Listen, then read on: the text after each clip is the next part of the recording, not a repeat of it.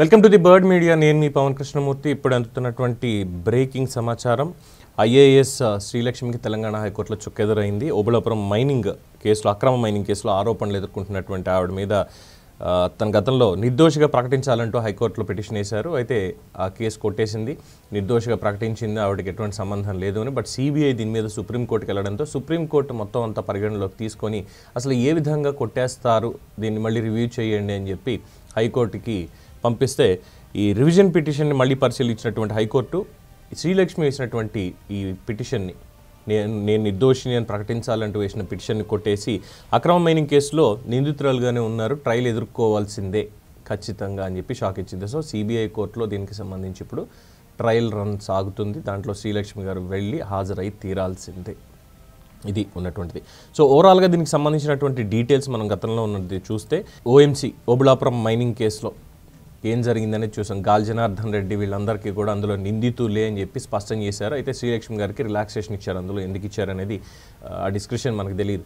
But తెలిసిన తర్వాత దీంట్లో ఉన్నటువంటి డీటెయిల్స్ మనం ఒక్కసారి చూసినట్లయితే, ఎప్పుడు కేసు పెట్టారు ఇదంతా కూడా 2007, 2009 సంవత్సరాల్లో ఉమ్మడి ఆంధ్రప్రదేశ్లో ఇండస్ట్రీస్ అండ్ కామర్స్ సెక్రటరీగా ఆవిడ పనిచేసినప్పుడు ఈ లైసెన్సుల జారీకి సంబంధించి నిర్ణయాల్లో కీలక పాత్ర పోషించారు అన్నది అభియోగం. అలాగే దానికి సంబంధించినటువంటి ఆధారాలు కూడా ఇవి చేశారు. ఓబుళాపురం మైనింగ్ కంపెనీకి అనుకూలంగా అక్రమ లైసెన్సుల్ని ఆవిడ మంజూరు చేశారు. అందులో ఆ అవినీతి అక్రమాలకి దాంట్లోనే పాల్పడ్డారు. ఈ లైసెన్స్లు వాళ్ళకి ఇవ్వడంతో అందులోనే అవినీతి అక్రమాలకు పాల్పడ్డారు. ఆవిడ మరిది, ఇన్స్టెడ్ ఆఫ్ శ్రీలక్ష్మి గారు, ఆవిడ మరిది దీని వెనకాల నుండి కలెక్షన్లు ఇవన్నీ కూడా ఆయనే చూసుకున్నాడు అనేది సిబిఐ వాళ్ళు ఆరోపించినటువంటిది.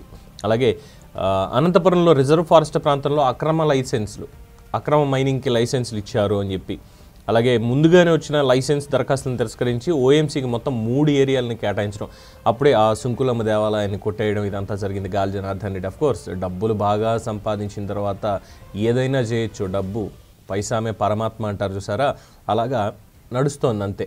ఇక తర్వాత క్యాప్టివ్ మైనింగ్, వైజాగ్ స్టీల్ ప్లాంట్కి మాత్రం మైన్స్ మనకి ఎక్కడా దొరకవు. ఇలాంటి వాళ్ళు తవ్వుకోవడానికి ఇష్టం వచ్చినట్టు ఎక్కడైనా దొరుకుతాయి. This is my personal comment అండి ఈ సబ్జెక్ట్లో. ఎందుకంటే విశాఖ స్టీల్ ప్లాంట్కి సంబంధించి ఎంత ఉద్యమాలు జరుగుతున్నాయి ఏంటనేది మనం చూస్తున్నాం. ఇప్పటికీ సొంత గనులు అనేవి విశాఖ స్టీల్ ప్లాంట్కి కేటాయించలేకపోయారు. కానీ ఇక్కడ ఓబుళాపురం లాంటివన్నీ తీసుకెళ్ళి ఇలాంటి వాళ్ళకి మేబీ అక్కడ ఖనిజం అనేది వేరే అయి ఉండొచ్చు. ఇక మిగతా వాళ్ళు ఎవరు లేరన్నట్టుగా గాలి జనార్దన్ రెడ్డి ఒక్కడే ఉన్నాడు, ఇంకెవరు లేరు పారిశ్రామికవేత్తలు అన్నట్టుగా తీసుకెళ్లి మొత్తం 3 లైసెన్సులు ఆయనకే ఇవ్వడం, ఇదంతా కూడా జరిగింది. ఇక 2009 డిసెంబర్ 7న ఓఎంసీ చేసిన అక్రమ మైనింగ్ ఆరోపణల మీద సిబిఐ కేసు నమోదు చేసింది. 2011 నవంబర్ 28న శ్రీలక్ష్మిని సిబిఐ వాళ్ళు అరెస్ట్ చేశారు. చెంచల్గూడ జైల్లో మొత్తం 2 నెలల పాటు గడిపారు. అనారోగ్య కారణంగా 2012 అక్టోబర్లో బెయిల్ అనేది వచ్చింది ఆవిడకి. సిబిఐ 2012 మార్చి 30న ఛార్జ్షీట్ దాఖలు చేశారు. అందులో శ్రీలక్ష్మిని A6 నిందితురాలుగా చేర్చడం జరిగింది. అలాగే 2022 నవంబర్ 8న తెలంగాణ హైకోర్టు శ్రీలక్ష్మికి క్లీన్ చిట్ ఇచ్చేసింది. 2020 నవంబర్లో క్లీన్ చిట్ ఇచ్చేసింది. ఆ మీద దాఖలైన ఛార్జ్షీట్ను రద్దు చేసింది, నిర్దోషిగా ప్రకటించింది. ఈ తీర్పు మీదే సుప్రీంకోర్టు సిబిఐకి వెళ్ళింది. సో ఈ 2022లో ఇది అవ్వడం, జగన్మోహన్ రెడ్డి గారు ఏపీలో ముఖ్యమంత్రిగా ఉండడం, వెంటనే ఆవిడ వచ్చిన తర్వాత ఏ విధంగా ఆవిడకి పదవులు ఇచ్చారో జగన్మోహన్ రెడ్డి అనేది చూసాం. దాని తర్వాత 3 రాజధానులకు సంబంధించి హైకోర్టు వెలువరించినటువంటి తీర్పు ఏదైతే ఉందో దాంట్లో ఫ్రంట్ పేజీలో, తీర్పు మొదటి పేజీలోనే ఐఏఎస్లు ఏ విధంగా మా మీద మాట్లాడుతున్నారో తెలుసు అని చెప్పి స్పెసిఫిక్గా మెన్షన్ చేయడం జడ్జి గారు, అది కూడా శ్రీలక్ష్మి గారికి సంబంధించినటువంటిదే. ఏం చెప్పాలి ఇంకా.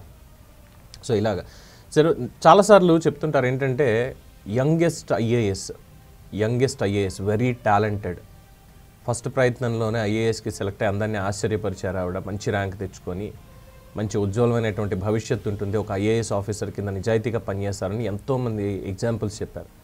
బట్ వెన్ ఇట్ కమ్స్, ఒక్కసారి రాజశేఖర రెడ్డి అధికారంలోకి వచ్చిన తర్వాత 2004 తర్వాత 2007 3 ఏళ్లలో ఎక్కడెక్కడ ఏమున్నాయని తెలుసుకొని మొదలుపెట్టినట్టున్నారు.